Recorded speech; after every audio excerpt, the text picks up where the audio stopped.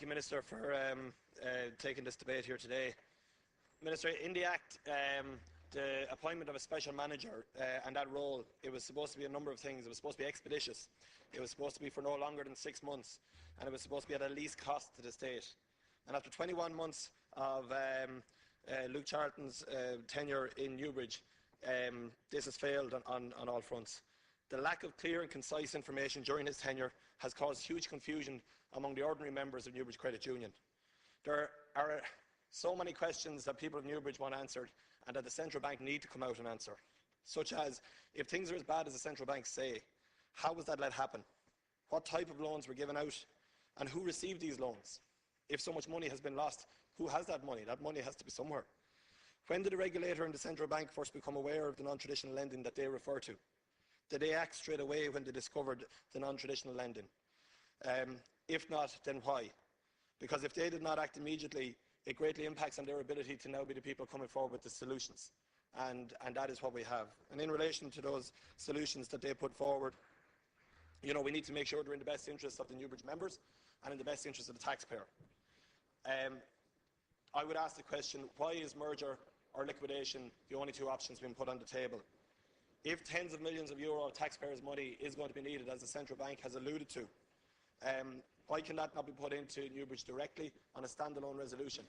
People of Newbridge ask that question and don't understand why that couldn't happen. Maybe necessary changes could be made, but you would retain the People's Credit Union in the town. Members' loyalty to the credit union has seen a large amount of them retain their savings in shares within Newbridge Credit Union without any dividend for the last 3 years and without any expectation or promise of a dividend in that regard and without any information as to what the process is now. Deputy, I do not expect you to be able to answer all of these questions, you will have a Minister, today, Deputy. but the central bank needs to provide these answers as soon as possible. It's the least of the people in Newbridge. I now call the Minister for Finance. Ministers, 4 minutes. Thank you very much indeed, and I'd like to thank the 3 deputies from Kildare for raising this issue today, and I'd like to thank Deputy Martin Hayden in particular, who kept me informed right through the holiday period of the very strong feelings locally about the situation at Newbridge Credit Union. A number of deputies, including the 3 deputies today, have in recent months raised issues of concern to members in Newbridge. My objective is to ensure that members' savings are protected, notwithstanding the extent of the very real problems of Newbridge Credit Union. This will be the first case where the taxpayer is being called upon to advance sizable sums of money to support the credit union in difficulty. While the figure cannot be disclosed at this time, it is substantial and runs into tens of millions of euro. This funding is required to cover the losses at Newbridge and to ensure that member savings will be protected and that the credit union will be on a stable financial footing. The money will come from the resolution fund, to which the government has contributed 250 million of taxpayers' money, which is recoupable over time from credit institutions via levy. I can assure deputies that combining the 2 credit unions will ensure the services continue to be available in Newbridge. There is no question of Newbridge members having to travel to Naas to access services. Furthermore, Newbridge members will hold full membership rights in the combined credit union. I am aware that some are of the view that Newbridge had a clean bill of health until the appointment of the special manager. It is important to stress that the special manager appointment was made because of central bank concerns in relation to the high level of loan losses incurred by the credit union, which impacted on the level of its reserves. There was also concern about some of the lending made, which went beyond the traditional type of lending normally provided by a credit union. Without the appointment of the special manager, the position of Newbridge Credit Union would have continued to weaken and deteriorate and could have had serious consequences, undermining its further viability. Under the resolution process, it is not possible to recapitalise a credit union on a standalone basis. I have been advised by the Central Bank that of the options available under Central Bank and Credit Institutions Resolution Act 2011, a combination with Naas represents the best way of delivering a sustainable credit union presence in Newbridge in the future.